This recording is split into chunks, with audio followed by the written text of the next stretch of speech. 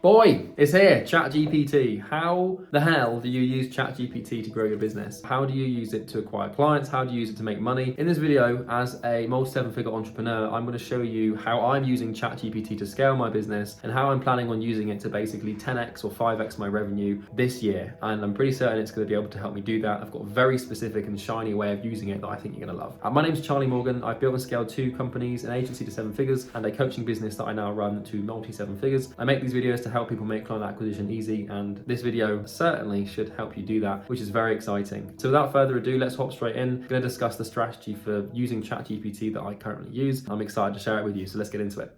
ChatGPT is a very shiny object at the moment. It's very rare that a shiny object can actually fix someone's business. I can tell you now that ChatGPT is not the Lord and Savior that you think you need to fix your entire business. The only person that can do that is you. So in this video, I'm going to explain how I'm using ChatGPT to grow my business and how you can use it as well. You will not be expecting the answer I give you. It's going to be strange. You have to realize something about yourself, right? Is fundamentally, as a human being, you have 2 things. If you boil yourself down to your 2 core, what you have energy and you have time. Now, obviously, some people have more time than others in terms of the fact that some people die before other people. But these are the 2 things that you have basically that are fundamentally finite and inexpendable. You can't get more time, you can get more energy. But fundamentally, if you want to grow your business, you need to put as much time and energy into your business as possible. If you want business growth, you want business to grow, you have to recognize that growth is an output. The input is typically going to be your time and your energy. As you scale and build the company up, you're going to be able to take the time and energy of other people in the form of a team. So what I basically mean by that is it's not always going to be your time and energy, but it's almost always going to be a human's time and energy. Here's the thing about ChatGPT, right? This thing has infinite time and infinite energy, which you do not. So what this means is that you can bolt it onto yourself to essentially achieve that outcome, because you're still going to have infinite time. You're still going to have a finite amount of time and energy, but this thing doesn't, right? We're going to talk about this from the perspective of getting clients, because that's obviously what I'm all about. Here's the disappointing thing about ChatGPT. It's not a tool that you can use to acquire clients with predictability. People disagree with me, I don't care, right? But let me explain something to you. So when I put in here, write me good cold email copy for roofers selling marketing services.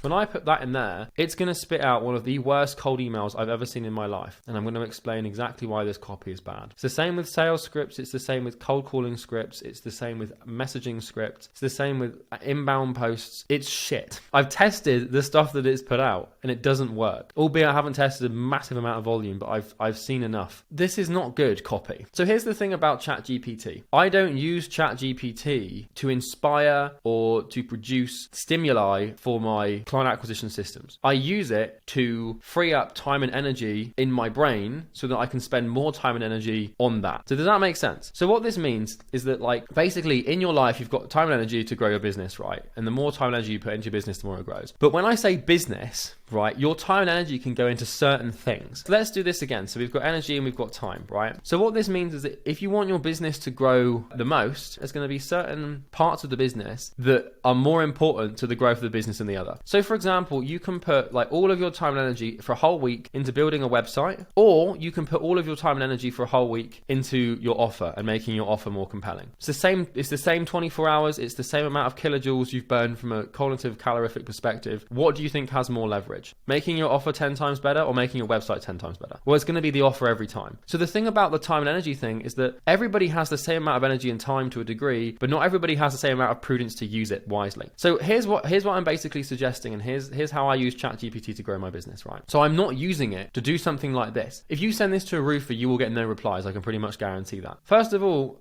this is going straight to the spam inbox. We're using buzzwords like brand awareness, attract more customers, marketing experts. As soon as a company or a person in a cold email sees the word marketing expert, all of this crap that you can see search engine optimization, proven track record, it's not here. There's no tangible offer. There's no risk reversal. There's no punchline. There's nothing to the point. And also, let me add, the call to action is just rubbish. ChatGPT works on a corpus of text, right? And what that means is it basically assimilates a massive volume of text, and then, you know, basically you ask it a question and it pulls on all that knowledge and then spits out an answer. The problem with cold stuff and like cold outbound, cold messaging, cold calling is pretty much every single piece of copy or every single script that's readily available to ChatGPT is rubbish. So you can't rely on it. ChatGPT is a system. It has inputs and outputs. If you have bad inputs, you will have bad outputs, right? What I'm trying to say is that the inputs for ChatGPT is this massive corpus of text on wherever it's been fed from, and this trite high-level text that it can get from anywhere, and it's not good. If the inputs are bad, then the outputs will be bad. And so if we can look at this copy and we can deduce that this is bad copy, this is not going to get any responses, right? Because nobody puts fucking sincerely in a cold email. Just everything about this copy is not going to work. So what I can deduce from doing this a couple of times is that the inputs are going to be bad, which means the outputs will always be bad. This is just specifically for this. There are other things where it's amazing. You know, an example of this is I was exploring this with my girlfriend, and she's studying to become a teacher, and we realized that ChatGPT can actually plan lessons for children in primary school in the UK, and it can also write essays and understands the national curriculum to a degree at which it can write a master's level essay, and you can use that for inspiration. So it's pretty cool for certain things. But when it comes to like this, you have to realize that cold calling, cold emailing, like inbound posts, blog posts, they do require skill. They require mastery and expertise of, you know,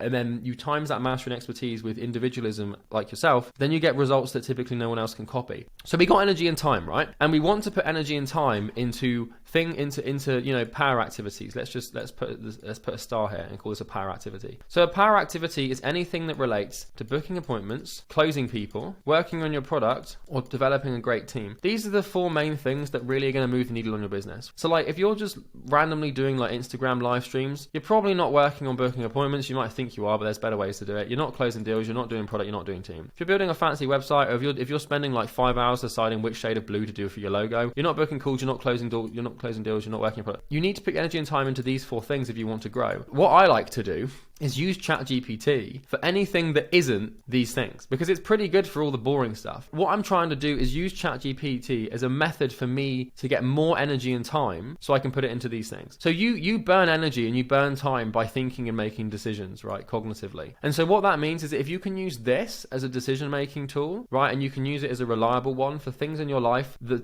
aren't necessarily going to move the needle in the business, it's going to be a pretty good tool. Let's say that I'm, you know, Valentine's Day is coming up in a month. So I could be like, think of 3 Valentine's Day gifts for a girl who likes the 1975. So I'd have to do this thinking and actually sort of like process it, essentially. So you can sort of see it's going to spit out a few ideas. And the funny thing is I've already done this, right? So my point here is that, and I'm not necessarily saying you manage your entire relationship through AI, but it is a pretty reasonable tool to use. Like the point that I'm trying to make here is like, you can use this as a replacement for you thinking about things that you don't need to think about. So like me thinking about Valentine's Day gifts for my girlfriend, it's important. It's an important thing in my personal life, but I'd rather put my time and energy, rather savagely, into the 4 things that grow my business. Because fundamentally, what adds more value to my girlfriend's life is me being fulfilled and happy through growing a business, or a trite gift for Valentine's Day. Okay, I now realize how psychotic that sounds, but you get the point, right? This was an example. So, you know, it could be anything like, write me a recipe for a good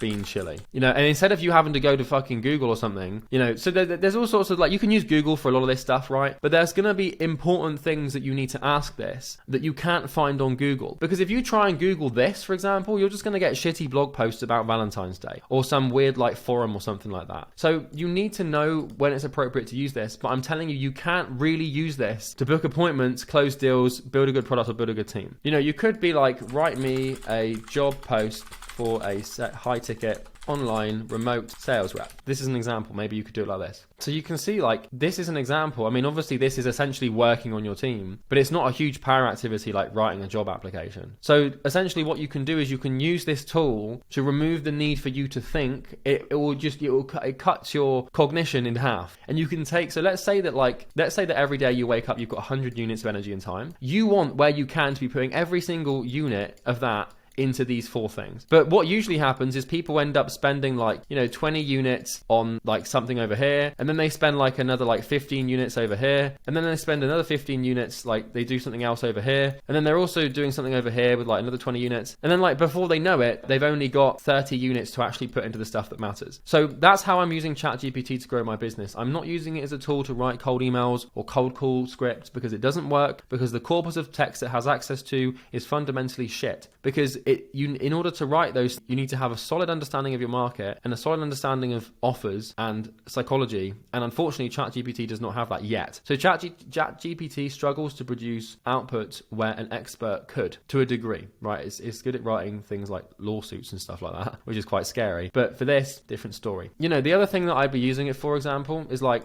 draft me an email to my accountant asking about this question. Another example I've been using recently is like explain the tax treaty between the UK and Dubai. So it's like you can get it to do things instead of me having to go ahead and like, because I could Google this, but then I'm going to get all sorts of crap. I'm going to have YouTube videos, I'm going to have like blog posts about moving to Dubai, and it's very hard to verify the information. But this is much better, right? So like they've got a double taxation agreement in place. It immediately is going to give me keywords. I can ask for sources for this. You know, then I can actually do better research. And so, you know, it's going to give me this information. It cuts cognition, you know, by a massive percentage. I can then take that time and energy that I would usually use on this and put it into the business. So that's really how I'm using ChatGPT. It's not like it's a massive shiny object, and like people think it's here to like fix their business and fix their entire life. No, but what it can do is it can fix how much energy and time you have to put into the things that actually matter, because cognition is the primary burner of both of these things. So if you can remove that and you can focus on this, fine. So basically what I'm saying in short, this is a tool for focus. It's a tool for you to be able to focus on things that matter and rid yourself of the cognitive burden of trying things in your life that significantly have no impact on the growth of your business. So that's that. Now, one quick point is a plug, right? If you need to get more clients, you can't get clients, you can click the first link in the description. There's no 997 course or webinar or anything. It's just a video of me explaining how we can help you get clients. We have a call offer. You can go check it out if you want to. We've helped 500 people. There's no like scarcity. It's going to be there tomorrow. It's not going to go away in 24 hours, or prices not going up or any of that crap. So you can check it out if you want to. I don't mind. So listen, that's everything. I hope you enjoyed this video. You can do the whole like, comment, subscribe thing if you did find it helpful. And I look forward to seeing you in the next one. Take care. Ciao.